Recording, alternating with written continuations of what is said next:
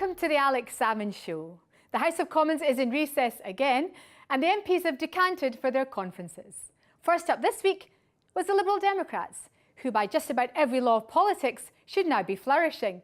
But most talk before Brighton was not of a Liberal Democrat surge, but whether a new centre party is waiting in the wings to steal their mantle. A recent BMG research poll shows that a majority would now consider voting for a new centre-ground political movement, and this majority has leapt in the last 4 months. This, of course, has hit some headlines. Today we examine why, despite polls showing that the public might vote for such a new party in droves, the prospects for breaking the mould of British politics from the centre seem as distant as ever. But first over to Alex with your tweets, your emails and your messages. Now, there was a big reaction, particularly on Facebook, to our series on the railways. And interestingly, from what might be called the outer limits, Angela Sutherland says, watching from Shetland, where there are no trains. Charmaine Doyle says, Cornwall really needs HS2 more than anyone. Leave Scotland out of this mess.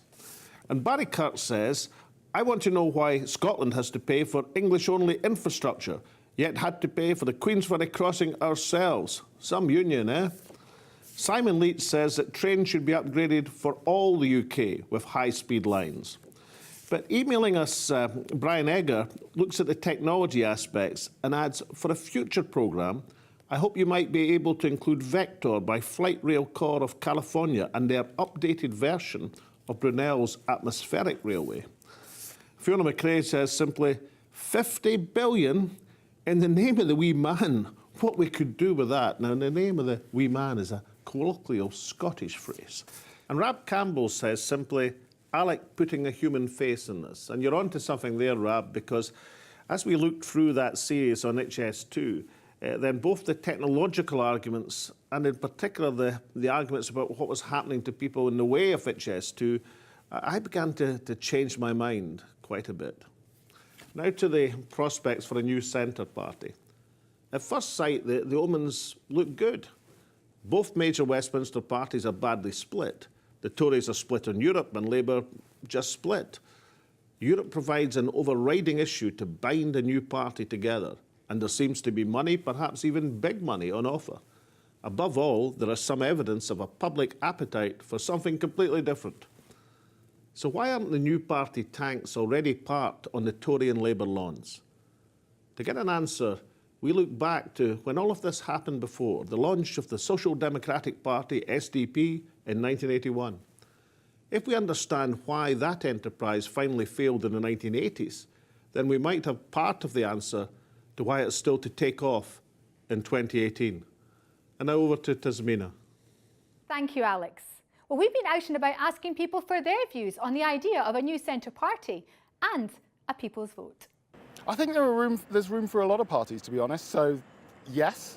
But I don't really, for me, most of the people that I know, they're not represented by any of the parties. Most of us just have our own opinions about different issues, and ideologies tend to lock people in. So yes, because I would like to see more issue-based parties and people that just have an opinion on one thing, and then you can get around that rather than a whole ideology that tries to put everyone in boxes and with labels and this sort of stuff. The SDP failed. It doesn't mean that there's not room for someone to do it better than they did. It was made clear that the first vote, as I understand, was going to be the vote, and you can't keep going back to the same thing time and time again.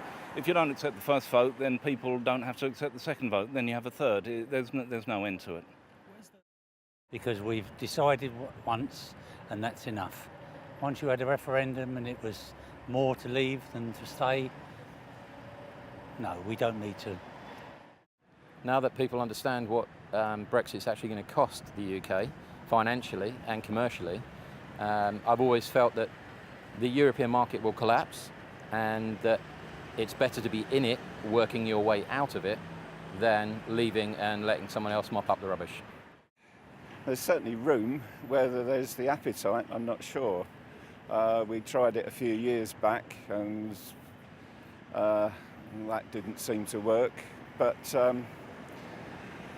I can't see the Tory party holding together for much longer. So I find the future very difficult to predict at the moment. Back in the early 1980s, some 30 Labour MPs rallied to the banner of the Limehouse Declaration of the Gang of Four. But the fledgling party could only attract but one sitting Tory MP. However, they had their sights on attracting others. Among them, a young Plaid Cymru MP from Carnarvon, David Wigley. Now still in Parliament, Lord Wigley of Carnarvon tells Alex what happened, why he didn't jump ship, and why the SDP finally went down with all hands. David, welcome to the Alex Salmond Show. Thanks very much indeed, Alex. I want to take you back to the dawn of the 1980s and the emergence of this new party then, the Social Democratic Party. What's your memories of that explosive political event?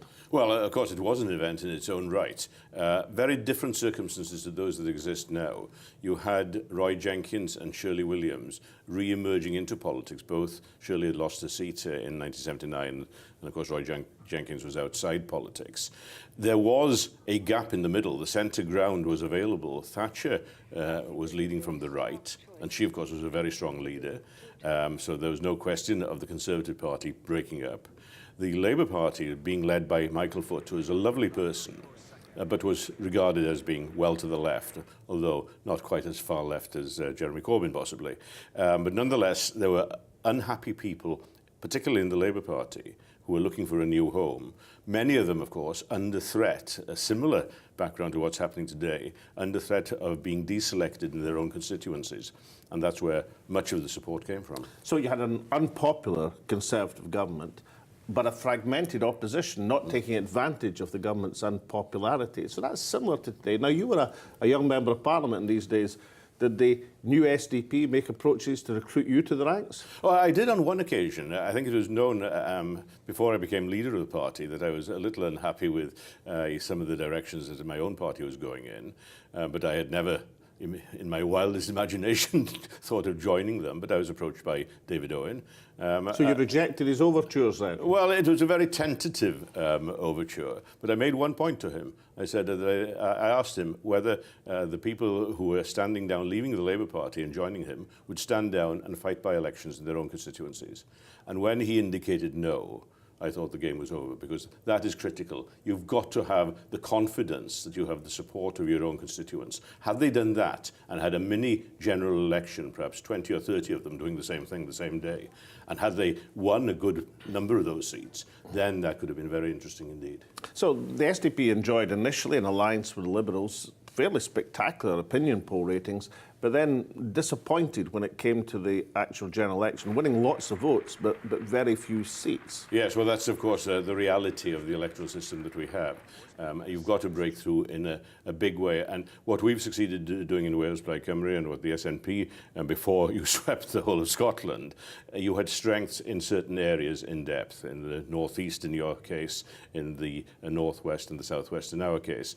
And you can build up a credibility on a regional basis enough to get over that threshold of the electoral system that we've got. Very difficult as things are now. But of course, we have now the backdrop of a different issue as well. I mean, to a large extent, Europe was the issue in the 1980s, but it's so in a different way now. The reality that there's been a vote to leave the European Union, and this does cut across parties. So are you saying that that would give a flag behind which or around which a new centre party could rally, the European issue, because neither the Conservatives nor the Labour Party are particularly convincing or united on it? What is clear at the moment is a lack of credible leadership for that to happen. I'm not convinced that in the long term that is enough of a basis, because you're going to have the left-right division and all the rest. The talk at Westminster before the summer break was the possibility of having some all-party government for a limited period of time of 2 years. But once again, there was nobody who was being named as the obvious leader of that sort of a movement. And therefore, because there isn't a strength of that sort, I suspect it's not going to happen. But let's just say, for example, let's say Boris Johnson runs for the Tory leadership some point after the upcoming Tory conference. Let's say that these Labour MPs, frightened of deselection in their own constituents, decide to jump ship. Wouldn't that be the exact circumstances? Because many Conservatives, a number at least, have said they wouldn't tolerate a Johnson leadership of their party. Labour MPs may have nowhere to go. Isn't that the exact circumstances that a centre party could grab the initiative? And the danger is, and the likelihood is, it'll be exactly the same fate, that they could jump ship, they could have a coherent bloc in the centre for a limited period of time, but when it comes to a general election, they don't have the base on which to build. And people, having seen that happening once, would probably foresee that happening again, and that would undermine their credibility. Now, then, I personally believe that there is room for an agreement across party boundaries in the context of the outcome of the European negotiations. But there needs also to be coherent leadership for that, and unfortunately there's no sign of that happening from people leaving either of the two large parties. Finally, Daff, you've led a minority party highly successfully, but you have a fairly selective in the sense there's only a few of us have been in that position, insight into the challenges of leading a minority party or a new party. I mean, tell us a bit about what it's like in comparison with, say, leading one of the big guns from Labour and Tory. Well, of course, having not led one of the large parties, it's difficult to make the exact comparison. But I would be pretty envious of the resources that the larger parties would have. At the same time, you have a greater coherence in a small party, and if you have a focus on a particular objective, as the SNP had in Scotland in terms of securing independence, in terms of becoming a governing party in your own parliament, then that does give you a focus on which you can build, which the SNP has done successfully in Scotland, thanks very much to you, Alex, and which Plaid Cymru has done to a slightly lesser extent, but going in the same direction in Wales.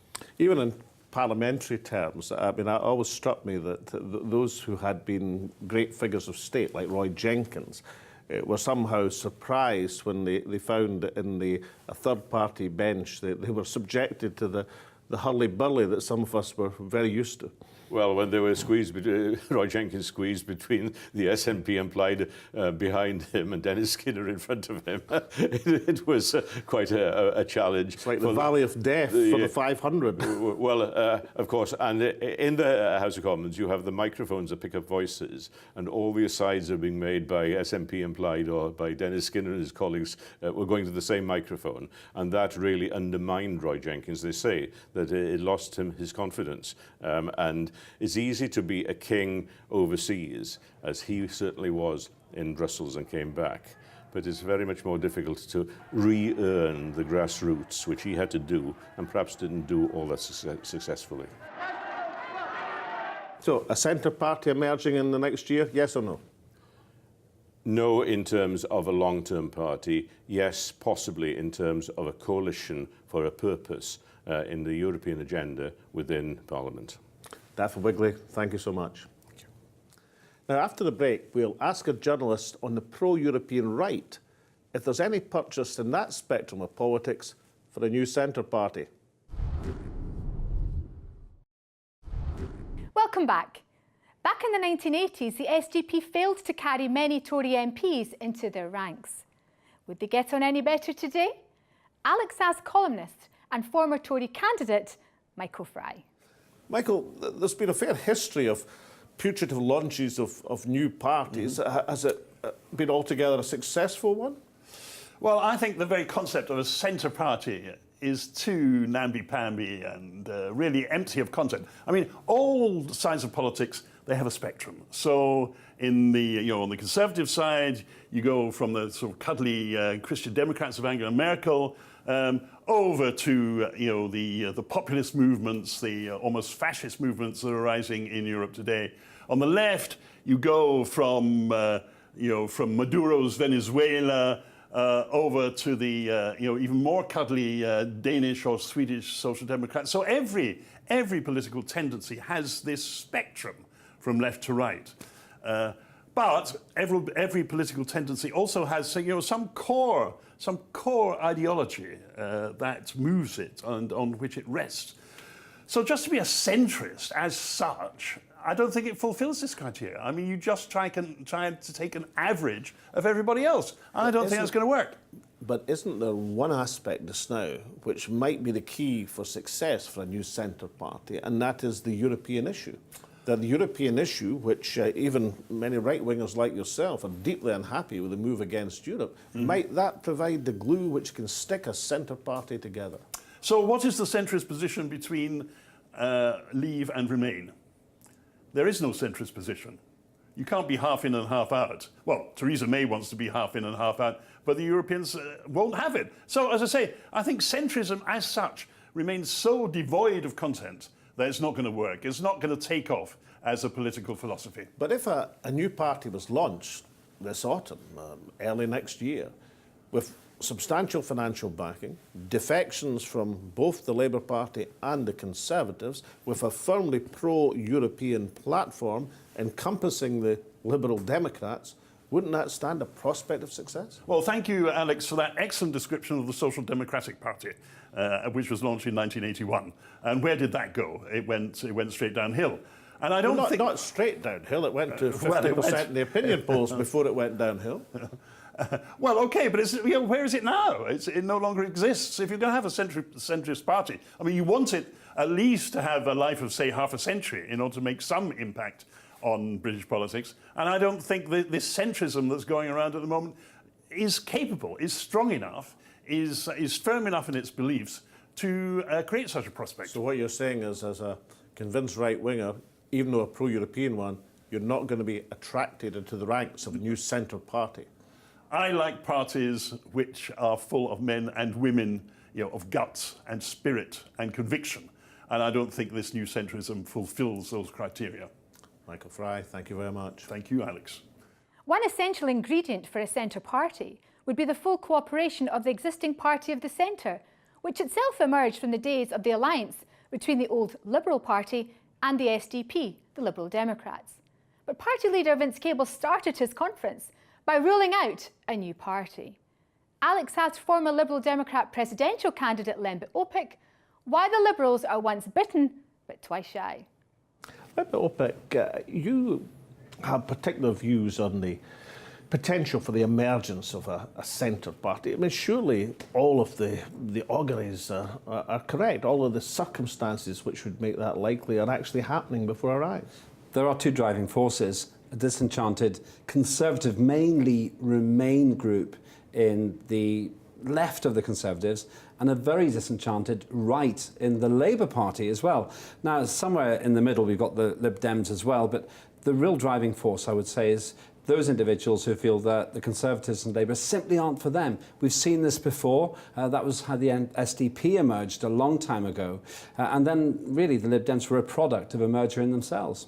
Would it require a catalyst, something like a successful Boris Johnson assault on the Tory leadership this autumn? Does it require something like that to take people over the line? Yeah, it's like nuclear physics. It needs an energy source to make the change. Now, Boris Johnson could be that energy source, because if he gets elected to the Conservative Party, there's a whole bunch of Conservatives, no doubt dozens of them, who will say this party is not for me.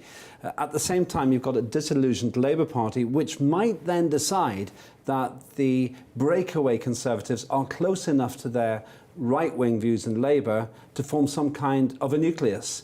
So, yes, you're right, there needs to be a catalyst, and that could work for both parties at once. Now, of course, this all happened before. If we go right back to the early 1980s, that parliamentary nucleus was formed. Some 30 MPs from the Labour Party, one from the Conservative Party, but added to a dozen or so Liberals at that time, gave a substantial parliamentary wedge back in 1980-81.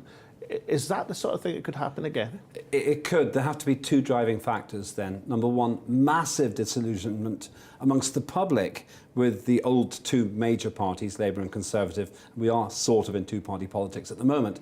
And secondly, it has to be driven by very forceful characters. That's what we had with the SDP. And of course, at that time, back in 1980, we had 4 former cabinet ministers who were leading the charge. That was Roy Jenkins, David Owens, Shirley Williams and Bill Rogers, all well-kent public figures. Is there anyone of that stature waiting in the wings now? Well, there are people of that stature. Now, you may remember the famous Limehouse Declaration, not far from central London, where they put their stall out and it was received positively by millions in the public. But it would take those who haven't given up completely in their existing Conservative and Labour parties to make the move. There's Ken Clarke. Maybe he wouldn't want to take this path from the Conservatives. You've got Hilary Benn on the other side.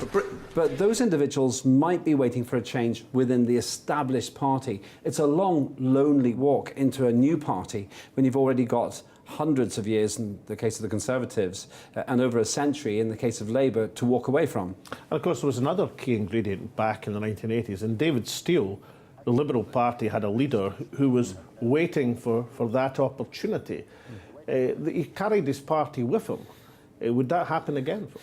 David Steele was clearly a third alternative. I was in my teens and I remember thinking this is an impressive leader, but the public liked him without voting for him. David Steele was popular with the public but didn't command enough votes to make any real difference to the party's fortunes. In this year, in the current day, there are two factors. One, the Lib Dems are languishing at single figures or sometimes 10% in the polls, so they're very small players in the public perception. And secondly, there's a big scar internally from the coalition between the Lib Dems and the Conservatives. Now, that wasn't a merger, but it served as a merger and threw the Lib Dems from 57 seats down to 8 in the 2015 election. The activist base hasn't forgotten that. But surely a formation of a new party in cooperation with the existing centre party, the Liberal Democrats, is not the same thing as going into a coalition with the Tories. I mean, surely Liberal activists, grassroots members are able to distinguish between a parliamentary governmental coalition and the emergence of a new political force. You're right, a Conservative Lib Dem alliance which becomes a party isn't the same as a coalition. It's worse because at this point, not only are you in a marriage of convenience, you're a marriage for the long term. And if, for example, the numbers dictate that 20 or 30 Conservatives join just 12 Lib Dems, and who knows how many from Labour, the Lib Dem activist base will say this is the end of us, not least because for many Lib Dems, by the end of the coalition, it was anathema, and the party says we don't want to go anywhere near the Conservatives. If it was just Labour, as it was in the early 1980s, that's more tolerable. The party is traditionally more left-wing. There's moved a little bit to the right because of Nick Clegg, but that right-wing agenda, which is bound to come in with even left-leaning Conservatives, is going to cause a massive rift and potentially a split in the party itself. Surely, from a Liberal activist point of view at the present moment, with the party not moving in the opinion polls much, I mean, a few local by-election successes, but no sign of a breakthrough any time coming soon, the attractions of a major impetus for forming an alliance with an emergent centre party with all the gloss and bubble that would give the public would have certain attractions, wouldn't it? Wouldn't a strong leader be able to carry the party with him? Who could do that? Vince Cable comes from the Labour side and wouldn't have much gravitas with a Conservative-based agenda. He'd have to go to the right. And secondly, there are two options here. The Lib Dems can wait, and it can be a long wait. It's been decades at times to be a Liberal. It's a function more of hope than expectation. But waiting is different to giving up.